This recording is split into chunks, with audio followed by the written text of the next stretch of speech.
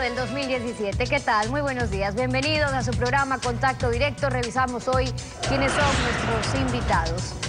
Estará con nosotros Héctor Yepes, asambleísta de Creo Suma, presidente de la Comisión de Participación Ciudadana y Control Social. El pedido de comparecencia a la comisión del vicepresidente de la República, Jorge Glass, para que colabore con información que ayude a esclarecer los hechos investigados en el caso Odebrecht. También estará en nuestros estudios Hermel Flores, expresidente de la Cámara de la Construcción de Quito. Vamos a hablar sobre la contratación pública. Se dejó abierta la puerta también para la corrupción. Hay figuras como el giro específico del negocio o se favoreció a amigos del poder con contratos complementarios. Lo analizamos. Es integrante del Frente de Transparencia, el que debe generar algunas reformas, lo analizaremos. Y Daniel Mendoza, asambleísta de Alianza País, Unidad Primero, integrante de la Comisión de Fiscalización, ponente del juicio político al Contralor General del Estado, Carlos Polit. ¿De qué se lo acusa políticamente al Contralor? Una interpelación en su ausencia. Lo revisamos. La actualidad, los protagonistas, el análisis y la información en Contacto Directo.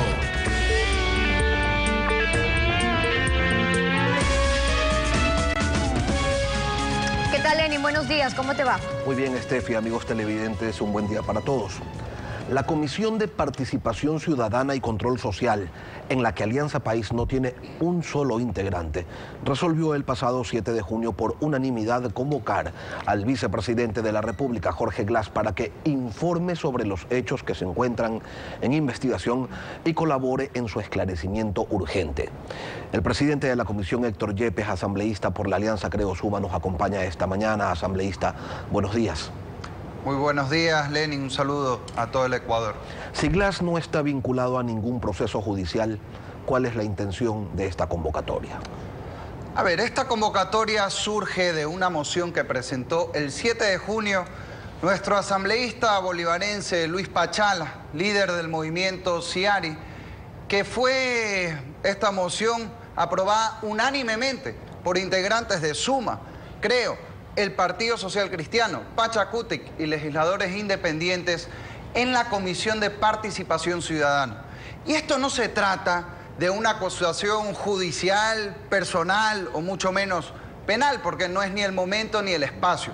Pero sí pensamos que el vicepresidente de la República, Jorge Glass, debe explicar cómo así en los sectores estratégicos parece que se han llevado el santo y la limosna y él no sabe nada. Porque a él se le encomendó como vicepresidente de la República y antes como ministro coordinador de este área, al menos el control de los sectores. Aquí no estamos diciendo, porque hay que ser serios y objetivos, el vicepresidente, se llevó algo, pero sí por lo menos debe explicar si acaso fallaron controles, qué pasó o qué se dejó de hacer para que estemos en la situación actual donde los ecuatorianos estamos hambrientos de verdad y sedientos de justicia, y lo que queremos es que se revele la información completa sobre el caso Odebrecht, lo cual incluye además que el fiscal, ojalá cuando comparezca al pleno de la Asamblea, revele la lista completa de Odebrecht, que ya aparece el cuento del gallo pelón, se habla y no se muestran los nombres de todos los implicados, a fin de que los ecuatorianos conozcamos la verdad completa sobre este caso. La Constitución, en su artículo 120, señala que la Asamblea Nacional tendrá las siguientes atribuciones y deberes, además de las que determine la ley. En el 9º numeral reza: fiscalizar los actos de las funciones ejecutiva, electoral y de transparencia y control social y los otros órganos del poder público, y requerir a los servidores públicos las informaciones que considere necesarias. La Ley Orgánica de la Función Legislativa repite esta atribución, pero ¿usted cree que el vicepresidente acudirá? ¿Podría decir que la comisión que usted preside no es competente o enviar a un delegado como la ley lo faculta? Mire, veamos, todo el tiempo se invita, se convoca a funcionarios públicos para que comparezcan en las comisiones. Este es un procedimiento habitual y no hay ninguna excepción que impida hacerlo con el vicepresidente de la República. Pero aquí partamos de un hecho. El vicepresidente Jorge Glass ha dicho públicamente que está dispuesto, que quiere ir a contar su verdad a la Asamblea Nacional, y sin embargo el bloque de Alianza País se lo niega en el Pleno, pues. Entonces, si él quiere ir y sus coidearios no lo dejan, nosotros lo invitamos. Venga, vicepresidente, esto no es, insisto, una acusación ni penal ni personal, porque no sería el momento y tenemos que ser serios. Pero el país sí exige conocer la verdad completa, porque este no es solo un problema de políticos, la corrupción. Cada dólar que se roban en corrupción es un dólar menos para cupos que faltan en la Universidad de Guayaquil, donde 60.000 bachilleres casi se matan por 5.700 puestos. Es un dólar menos para medicinas y atención oportuna que faltan en nuestros centros de salud.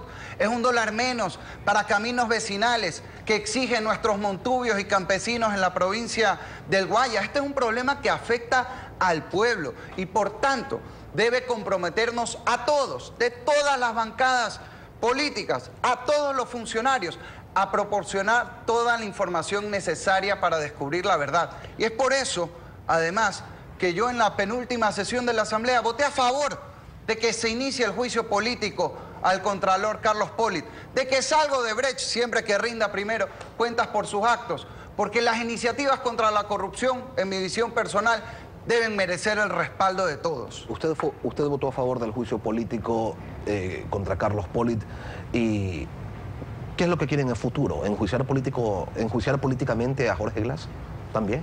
Bueno, esa posibilidad no se la puede descartar, pero de momento lo único que queremos es que él venga y nos explique si hay relación o no con su tío Ricardo Rivera, que ha sido detenido, procesado, de ahora con arresto domiciliario por haber recibido 13 millones de dólares sin ser funcionario público y en sectores que coinciden con el área de encargo de la vicepresidencia anterior, que explique o no cómo fallaron por lo menos controles en este caso. Y aquí yo quisiera parafrasear a Carlos Pérez Guartamel, a quien ayer recibimos precisamente en la Comisión de Participación Ciudadana con Jorge Herrera y dirigentes del movimiento indígena. La mina real del Ecuador no está en el oro.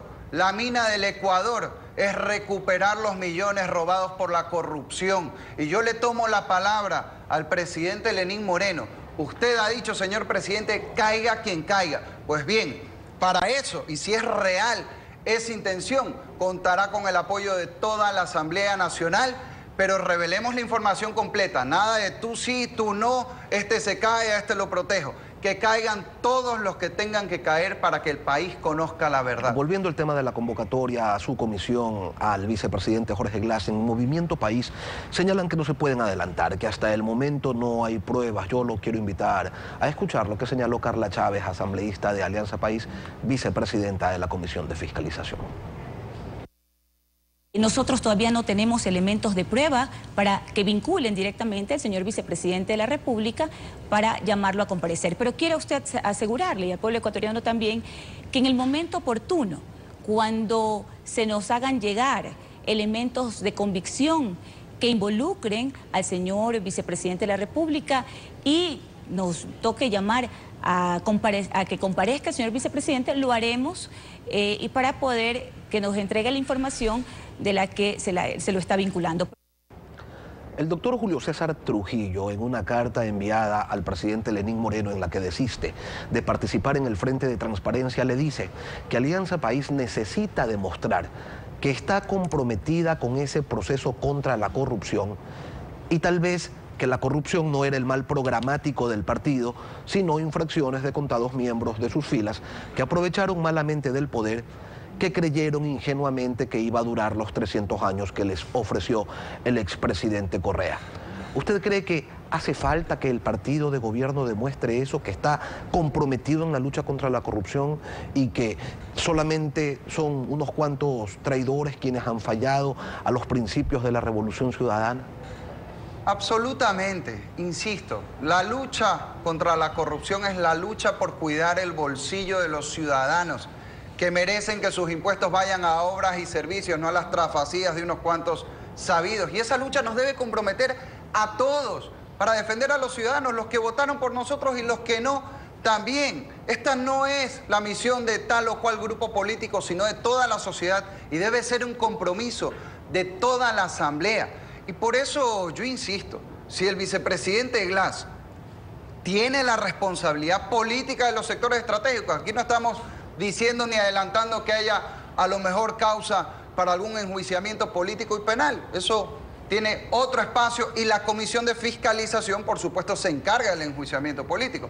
Aquí estamos hablando de una comparecencia a la Comisión de Participación y Control Social como un proceso de rendición de cuentas y de información ante la ciudadanía. Y ojalá que en vez de ser en la comisión fuera en el pleno de la Asamblea ante los 137 asambleístas que representamos a los 16 millones de ecuatorianos que queremos saber la verdad. Pero no solo se trata de fiscalizar a los responsables. Esto nos debe llevar a un gran consenso nacional sobre el quinto poder. Nosotros en la campaña planteamos eliminarlo. Yo soy un hombre práctico y planteo un punto medio en el contexto actual. Por lo menos reformemos la ley para garantizar que todas las máximas autoridades del Consejo de Participación Ciudadana y las que designa fiscal, contralor, procurador, superintendentes, defensor del pueblo, Consejo de la Judicatura, autoridades electorales, se prohíba su vinculación con cualquier gobierno o agrupación política, porque no podemos tener al ratón cuidando el queso. Necesitamos independencia para a futuro no repetir la situación lamentable que hoy vive el Ecuador. Que la lucha contra la corrupción debe involucrar a todos, señala usted. Sin embargo, cuando se dio la votación en el Pleno para ver si se convocaba o no a Carlos Polit a juicio político, hubo un buen número de integrantes, de miembros de la Alianza Creo Suma, de asambleístas, que decidieron no votar a favor de esa convocatoria. ¿Qué pasó? Mire, como aquí no tenemos alzamanos en nuestra bancada, nosotros tuvimos una diferencia de criterio. ¿Cuál fue esa diferencia? Muchos asambleístas, sobre todo el movimiento Creo, decidieron votar en contra porque piensan que no tiene credibilidad esta iniciativa de Alianza País, y yo comparto algunas de sus dudas. Sin embargo, algunos dijimos, miren, no pongamos de pretexto la falta de votos de la oposición para llevar adelante estas iniciativas. Yo personalmente voté a favor del juicio político contra Carlos Polit, a favor de que salga Odebrecht, incluso a favor de que se conforme esta comisión a Brasil, que mejor sería simplemente que el fiscal revele en la Asamblea lo que ya obtuvo. Pero mire, no pongamos de pretexto, insisto, la falta de votos de la oposición. La pelota está en la cancha de Alianza País, han tenido los votos necesarios en la Asamblea para llevar adelante las iniciativas y sin embargo, Alianza País se ha tenido la incoherencia de al mismo tiempo haber votado en contra de que comparezca el vicepresidente Glass a la Asamblea, y el pueblo ecuatoriano será el que tenga que juzgar esa actitud. En otro tema no menos importante, en la Comisión de Participación Ciudadana y Control Social, antes bajo control del oficialismo, estaban entre otros los proyectos de Código Orgánico del Sistema de Participación Ciudadana y Control Social, así como la Ley Orgánica Electoral y de Organizaciones Políticas, más conocida como Código de la Democracia. Se las quitaron antes de que culmine el periodo anterior para dárselas a la Comisión de Justicia, que en este periodo el oficialismo continúa controlando. Usted le pidió al titular de la Asamblea que les devuelvan el trámite de esos proyectos. ¿Ya le dieron alguna respuesta? Aún no hemos sido notificados. Una precisión, el Código de Participación Ciudadana sí está en la comisión. Lo que se llevaron a la Comisión de Justicia, el CAL anterior, casi al final del periodo anterior de la Asamblea, fue el Código de la Democracia y reformas a leyes relativas a derechos de participación ciudadana, que lo lógico es que se traten en la Comisión de Participación Ciudadana. ¿Y por qué? Según confesó alguien de Alianza País, porque en esa comisión tienen mayoría y en esta no. Ojalá, y mirando hacia adelante, que el CAL resuelva lo que tenga que resolver. Al final del día las puede mandar esas reformas también a la Comisión de Biodiversidad, si quiere, pero lo importante en este momento, en el tema de participación ciudadana, es que logremos un consenso nacional para despolitizar el quinto poder, garantizar que la fiscalización no sea como un perro que se persigue su propia cola, sino que tengamos autoridades imparciales, independientes. Y yo hago un llamado a mis colegas asambleístas, al presidente Lenín Moreno, logremos ese gran acuerdo nacional para no volver a caer en la situación que lamentablemente estamos viviendo hoy los ecuatorianos y que nos distrae por combatir, por supuesto, la corrupción, que es un problema urgente, de tantos otros problemas que tienen los ecuatorianos, los estudiantes que piden cupos en las universidades, la falta de medicinas, la necesidad de dragar ríos y caminos vecinales para prevenir inundaciones en mi provincia del Guayas. Demos paso a una reforma para poder juntos concentrarnos luego en resolver los grandes problemas del día a día de nuestros ciudadanos. Héctor Yepes, asambleísta por la Alianza Creo Suma, presidente de la Comisión de Participación Ciudadana y Control Social. Gracias por acompañarnos esta mañana. Muchas gracias. Son las 7 de la mañana con 16 minutos, tiempo con ustedes de ir a una pausa y al regresar estará Hermel Flores, expresidente de la Cámara de la Construcción de Quito. Vamos a hablar sobre la contratación pública, sus reformas a la ley y al reglamento necesarias para combatir la corrupción. Quédese usted en nuestra sintonía.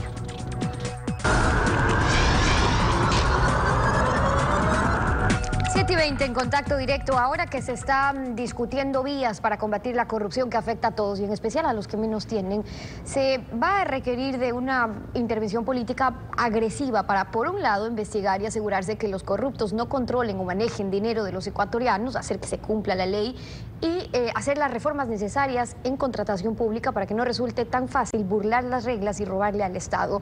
Hermel Flores, expresidente de la Cámara de la Construcción de Quito, nos acompaña ahora. Bienvenido, gracias por estar con nosotros. Buenos días, gracias. Buenos días. Ayer con Pablo Dávila, que integra el Frente por la Transparencia de iniciativa del presidente Moreno, hablábamos en contacto directo sobre esto y quedó claro que ese frente no será el espacio para investigar los actos de corrupción cometidos, sino trabajar en otras áreas como estas. Escuchemos. Una estrategia de lucha contra la corrupción implica en pasos muy sencillos hacer un breve diagnóstico de la situación del país. ¿Cuáles son las razones por las cuales estamos como estamos? Si yo pregunto brevemente a Alfredo, si lo conversamos entre nosotros o preguntamos a la ciudadanía, ¿qué problemas esenciales deberían ser el foco sobre el cual se debe trabajar?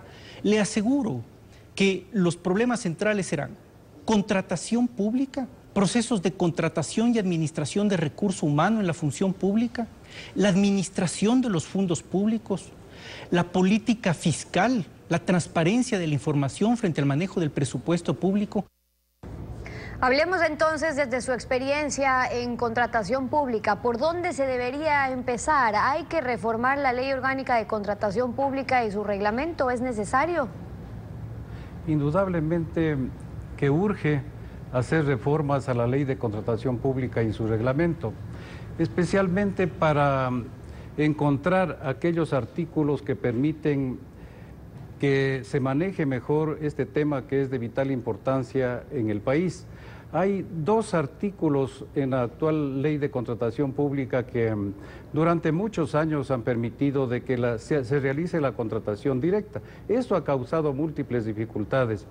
Se refiere concretamente al artículo 1 sobre las emergencias que se dictaminan en el país, que se ha exagerado también en cuanto a su aplicación, y esto ha permitido de que se contrate directamente, incluso sin estudios, varios de los proyectos, y eso produce múltiples dificultades. Entonces, en este primer foco por apagar, lo que ha pasado en la práctica, se favorece a los amigos del poder con contratos, así sea con empresas, incluso que se las crea recientemente, sin experiencia y pasando por alto todos los procesos de licitación, concursos, etcétera. Es decir, no han tenido plena justificación técnica todas las declaraciones de emergencia con estos procesos especiales.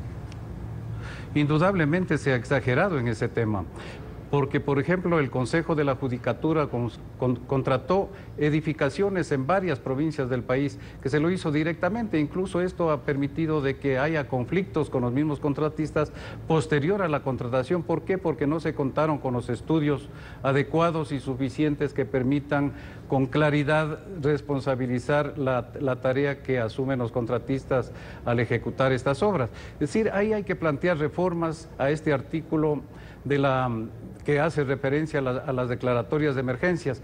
La emergencia debe ser únicamente para lo que dice la ley, es decir, al momento solucionar el problema producido por un desastre, por una catástrofe, etcétera, que requiere atención inmediata. Entonces ahí, por ejemplo, debe acudirse a utilizar lo que tienen las propias entidades en sus planes de contingencia, es decir, resolver el problema inmediato, pero la contratación para la ejecución debe contar con estudios igualmente que deben ser rápidos, pero la ejecución, por ejemplo, en el caso de obras, debe ser con los procesos comunes. Esto permitiría mejorar el tema de contratación pública que se ha exagerado en esta área de las emergencias. Y lo llamaron giro específico del negocio, este régimen especial fuera de los procedimientos ordinarios para contratar según la ley. ¿Qué pasa? En teoría fue para que todo sea más rápido y tendría sentido, pero fue gracias a esos mecanismos que se dio paso a los famosos contratos a dedo y lo más grave, a la discrecionalidad en el gasto, porque está directamente ligado a eso. ¿Qué pasa con los costos a la final? Indudablemente que esto no, cuando no hay competencia, el Estado o la entidad contratante no puede elegir un primer costo, digamos el mejor costo, sino que está sujeto a la negociación que se realice directamente con el oferente. Y esto ha hecho de que varios de los proyectos que se han contratado utilizando este artículo que la ley lo permite, de que los costos posteriormente incluso sean demasiadamente elevados con los que se partió desde un inicio. Eso es una de las cosas que debe tomarse muy en cuenta para las reformas a la ley de contratación pública. Y hoy hay otros en la ley, por ejemplo, hay un artículo 3 que establece que los contratistas no podrán aducir que la entidad contratante está en mora del cumplimiento de sus obligaciones económicas en el caso de que el anticipo entregado en virtud del contrato no se encuentre totalmente amortizado. Esto ha producido múltiples dificultades a los contratistas porque el anticipo se amortiza prácticamente al final de la obra, es decir, se lo deja al contratista en un estado de indefensión, que eso es lo que normalmente ha pasado con los otros contratos que no tienen nada que ver con el artículo 1 y el artículo 2 que hice referencia anteriormente. Ahora, hablábamos de sobreprecios y los costos. Y claro, sobreprecios, coimas, sobornos, es robarle al Estado, porque no termina pagando pues el funcionario de la compañía que paga el soborno, termina pagando el Estado, todos, porque por uno u otro lado le cargan ese valor al costo total del proyecto con los famosos contratos complementarios. Y ahí ha estado también el problema, casos que la misma Contraloría ha detectado en obras que empezaban costando 100 millones, luego terminaban costando 200 millones. ¿Qué corresponde allí? Bueno, ahí habría que cambiar definitivamente estos sistemas, tratar de que la mayoría de las obras grandes, especialmente que se contraten en el país, sean bajo un proceso competitivo y público. Es la única manera en la cual se puede establecer el mejor costo en el caso de obras y también en los casos de consultoría. Es decir, no le veo yo otra alternativa que pueda establecerse para mejorar el tema de la contratación pública y que los recursos sean optimizados, especialmente en la ejecución de obras. ¿Pero qué pasa con los contratos complementarios? Le preguntaba yo, porque claro, se fija un costo, pero luego a la larga terminan incluyendo uno u otro contrato, la obra termina costando el doble y hay una ley que pone un límite también justamente para que no sea a través de estos contratos complementarios, las subcontrataciones que se hagan, que la obra termina costando mucho más de lo que en un principio se firmó. Bueno, se introdujo últimamente en el presente año, a inicios del presente año, unas reformas sobre el tema del porcentaje al cual se puede incrementar el costo de los proyectos, pero ese realmente es uno de los problemas que parcialmente ha sido resuelto, pero lo que yo insisto es en que deben establecerse la competitividad en los procesos de contratación. Otro de los problemas que hemos sufrido la mayoría de contratistas a nivel nacional y que lo observamos es que a pesar de que la ley dispone que deben cumplirse los principios de legalidad, los principios de eficiencia, de transparencia, de justicia, de que no se impide el derecho al trabajo de empresas y profesionales, es de que en el reglamento, cuando se lo aplica a través de los pliegos del CERCOP, las entidades son en definitiva las que elaboran los pliegos. Entonces hay un problema ahí de discrecionalidad en las entidades, hablando a nivel general en el país, de que utilizan requerimientos. Estos elementos que les dejan abiertos. Por ejemplo, se califica la metodología de trabajo. Ese es un problema gravísimo. ¿Por qué? Porque la metodología es una descripción que hace el oferente de cómo va a ser el proyecto. ¿Y quién le califica? Hay muchos casos en que la calificación las hacen lamentablemente profesionales que no tienen la experiencia en el objeto del proceso que están contratando. Entonces esto da lugar a que pongan cualquier calificación. Puede ir de 0 a 5, a uno poner 4, a otro 3, pero esos puntos que aparentemente son pequeños deciden en muchos casos, claro, sobre la adjudicación de la obra. La discrecionalidad con la que se puede manejar en la adjudicación, claro, de una obra. Pero déjeme solamente cerrar con esto, porque es importante, porque hay otro aspecto en los que estábamos analizando y es el rol de la Contraloría. Por ejemplo, en varios proyectos detectó que hubo incrementos que superaban incluso el 100% ya con los contratos complementarios. Todo cargan a esos contratos y las obras terminan costando entonces muchísimo más de lo que se contrató. Pero ¿qué se hace si Contraloría hace una auditoría a posterior, ya con los hechos consumados, no como antes, incluso que se requería de un informe previo y por ende el Contralor era responsable de ese visto bueno que daba? Es un tema bastante delicado, diría yo, porque en el pasado también se dieron varias irregularidades en las aprobaciones de los informes por parte de Contraloría. Yo pienso de que para evitar que se dilate, porque es unos tiempos adicionales que a veces eran exageradamente largos lo que se llevaba la Contraloría y la Procuraduría General del Estado para emitir estos informes sobre algún proceso de contratación. Pienso de que más bien para evitar el mal uso que se podría dar a los recursos de la contratación pública, en varios de los contratos incluso que están vigentes se establece de que los recursos asignados al contratista para la ejecución del bien, obra o servicio que presta sean utilizados exclusivamente en el objeto de la contratación. Pero sin embargo no se hace ninguna verificación de que estos recursos hayan tenido ese destino. Entonces, ¿qué es lo que se plantea? Y que lo propongo para que entre un elemento importante de discusión, de que se verifique. Porque ¿qué pasa con las denuncias que se han hecho? Es que con los anticipos exigen personas que se les dé dinero, por ejemplo, o para el pago de planillas, o para la misma adjudicación de los contratos. Entonces, ahí viene un papel importantísimo que debería ser discutido a nivel nacional de cómo verificar que esos recursos sean exclusivamente utilizados en el objeto del contrato y no sean desviados a otro lado. Retos en contratación pública. Hoy conversándolo con Hermes Flores, expresidente de la Cámara de la Construcción, en Contacto Directo. Gracias por haber estado con nosotros. 7 de la mañana con 32 minutos. Una pausa y al regresar, Daniel Mendoza, asambleísta de Alianza País, Unidad Primero y ponente del juicio político al Contralor General Carlos Polit. Un juicio en ausencia, ¿qué lo motiva? Lo analizamos al volver. Quédese en nuestra sintonía. El asambleísta Daniel Mendoza, con 77 firmas de respaldo, presentó al Consejo de Administración Legislativa el pedido de inicio de juicio político al Contralor Carlos Polit. ¿Por qué cree usted, asambleísta, que Carlos Polit tiene que concurrir a la Asamblea Nacional? Buenos días. Buenos días, Lenín. Buenos días a todos los televidentes.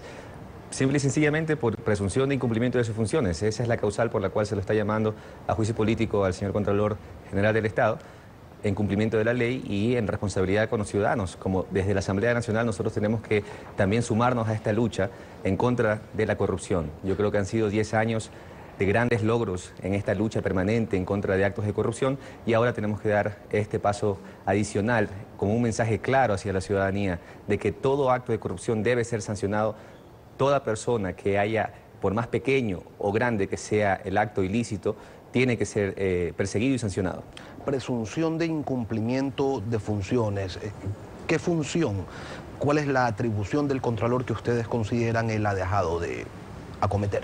Según el artículo 77 de la Ley Orgánica de la Contraloría General del Estado, que habla específicamente de las obligaciones del titular de la entidad, en el literal D, G y H, el literal D menciona específicamente cumplir y hacer cumplir disposiciones legales, normativas, regulaciones. Una de esas regulaciones es precisamente el Código de Ética de la Contraloría General. En el artículo 4, literal 1, habla precisamente de no aceptar ningún tipo de corrupción y de no solicitar prestaciones indebidas a terceros. Es decir, si durante el proceso del juicio político se demuestra que el Contralor está efectivamente involucrado en el caso de Odebrecht, pues evidentemente habrá incumplido sus funciones. El literal H del mismo artículo que le menciono, habla de cumplir y hacer cumplir la Constitución. La Constitución exige a todos los funcionarios públicos transparencia, más aún al Contralor General del Estado, que es el titular de la entidad que controla a toda la administración pública. Entonces, si ya la probidad del Contralor está en tela de duda para el público en general, pues es nuestra responsabilidad como Asamblea Nacional iniciar este juicio político y llamarlo al Contralor para que ejerza su debido derecho a la defensa. ¿No hay suficientes presunciones para convocar también al vicepresidente Jorge Glass? Por supuesto que no, porque no existe una sola prueba que mencione o que vincule al señor vicepresidente. Recordemos que en el caso del Contralor General del Estado hubo incluso una orden de allanamiento para un bien del Contralor. Ese es un juicio o es una actividad penal que tiene cuerda separada del juicio político. Pero para nosotros sí es una preocupación porque tuvo que haber habido una indagación previa para poder dictar una orden de allanamiento en base a los suficientes elementos de convicción. ¿A usted no le parece raro que el Contralor haya salido del país días antes de que se lo vinculara a la investigación, días antes de que haya sustituido al subrogante, que haya nombrado a otra funcionaria? ¿No creen ustedes que alguien le avisó lo que se venía? Es una preocupación, es otro de los indicios por lo cual debemos llamarlo al juicio político al Contralor, porque tiene que responder todo eso al país. Él tiene que explicar cómo así, antes de salir, dejó firmadas órdenes de acción de personal para posterior destitución de quien en este momento es el Contralor subrogante, el señor Celi. Entonces nosotros estamos realmente haciendo nuestro trabajo y preocupados porque él debe responderle al país. Nosotros vamos a cumplir con nuestro trabajo, pero le queremos enviar un mensaje a la ciudadanía. Vivimos en un Estado de Derecho y tenemos que respetar la institucionalidad. Tenemos que exigirle a toda organización política, a todo actor político, que se respete el debido proceso. No se lo puede llamar a juicio político al Contralor, al vicepresidente, porque no tenemos nosotros ninguna prueba en contra del señor vicepresidente, ningún documento. Pero para que dé información, ¿no le parece pertinente para que informe, para que diga cómo es que en su momento, él, si lo consideramos, la cabeza de los sectores estratégicos, no se dio cuenta de que funcionarios de alto nivel, pero que se encontraban por debajo de él, hacían lo que les daba la gana? Recordemos que el señor vicepresidente no firmó ningún contrato, es decir, él tenía que tomar las decisiones y para eso se lo delegó. En este momento nosotros no tenemos una necesidad de llamar al señor vicepresidente a rendir ninguna comparecencia. Si se llega a dar la necesidad, pues tenga usted por seguro, y la ciudadanía debe saberlo, se lo convocará y el señor vicepresidente ha pedido incluso ser convocado. Nosotros tenemos que ir detrás de las sanciones. Él les ha pedido, él les ha solicitado, señores, llámenme a la Asamblea. ¿Cuándo lo van a llamar? Lo conocemos por expresiones públicas de él. No se trata de hacerle caso al señor vicepresidente en ese sentido, se trata de nosotros cumplir el debido proceso. En este momento hemos iniciado ya una solicitud de enjuiciamiento político al Contralor General del Estado. El CAL ya ha calificado porque ha verificado los requerimientos según el artículo 131 de la Constitución de la República del Ecuador. Ya la Comisión de Fiscalización, de la cual soy miembro, ha recibido la notificación y tenemos 5 días para abocar conocimiento y verificar y sustanciar el trámite según el mismo artículo 131 de la Constitución de la República. El debido proceso debe respetarse. A escuchar los criterios de la asambleísta de Alianza País, Partido Socialista, Silvia Salgado, respecto de posibles fugas. Escuchémosla. A partir de las delaciones y de la información de los hechos, que son muchos de ellos de dominio público, que se trataría de una primera fase de la información.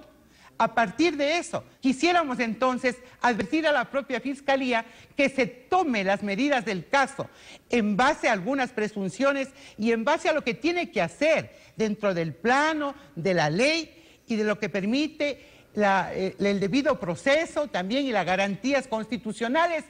Evite las medidas y ponga las medidas cautelares que impidan especialmente la fuga de aquellos responsables. Después de lo que ocurrió con Carlos Pareja Yanuseli, ¿hay razones para la duda? ¿Considera usted que el fiscal Carlos Vaca debería, como lo solicita Silvia Salgado, emitir medidas cautelares a quienes se está investigando, prohibirles la salida del país, por ejemplo? Nunca afectando el derecho constitucional de presunción de inocencia, es decir, la oposición se ha encargado de hablar de una lista y ha pedido que se demuestre públicamente una lista, pero no hay tal lista. Lo que hay es una serie de delaciones en donde se hacen referencias a diferentes nombres. En unos nombres se han mostrado pruebas y en otros nombres no. La Fiscalía ha podido actuar, después que se ha levantado el sigilo de todas estas delaciones, ha podido actuar en base precisamente a esas pruebas. Entonces, actuar con medidas cautelares en contra de personas a quienes se hace referencia en una serie de delaciones sin prueba alguna, sería evidentemente ir en contra del debido proceso y del derecho constitucional de presunción de inocencia. Lenín, tenemos que darle un mensaje claro a la ciudadanía. Vivimos en un Estado de Derecho. Tenemos que respetar la institucionalidad. Tenemos que exigirle a todo actor político que toda iniciativa que quiera tener tiene que ir enmarcada en la ley. Tiene que respetarse el debido proceso y eso es lo que tenemos que decirle a los ciudadanos. Esta es una cruzada de todos. La lucha contra la corrupción viene dándose con pasos firmes en estos últimos 10 años. Recordemos, Lenín, lo que era el país antes de la Revolución Ciudadana. Recordemos lo que eran las aduanas, recordemos lo que era el registro civil, recordemos la evasión de impuestos. ¿Cuánto ha mejorado el SRI? Es decir, han habido logros importantes en estos 10 años. Y ahora nosotros están protegiendo, que continúan protegiendo al sector ejecutivo, tan así que durante 10 años la Comisión de Fiscalización no le inició un juicio político a ningún funcionario del anterior gobierno. ¿Qué le diría usted? Que no existen pruebas algunas en contra de ningún miembro del Ejecutivo. Por eso no se ha iniciado ninguna acción. Es decir, nosotros tenemos que siempre, Lenín, repito, por favor, respetar el debido proceso. Y eso es lo que tiene que quedar claro. Vivimos en un Estado de Derecho. En este momento nosotros estamos actuando en base a nuestra competencia. Por cuerda separada, la Fiscalía deberá actuar.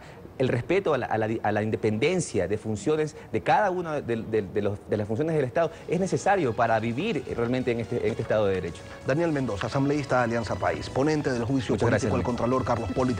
Gracias por haber venido hoy a Contacto Directo. Concluimos así esta emisión y como siempre lo hacemos agradeciéndole a usted su confianza y sintonía. Nos volvemos a encontrar la próxima semana. Será hasta entonces. Un buen día para todos. Buenas noches.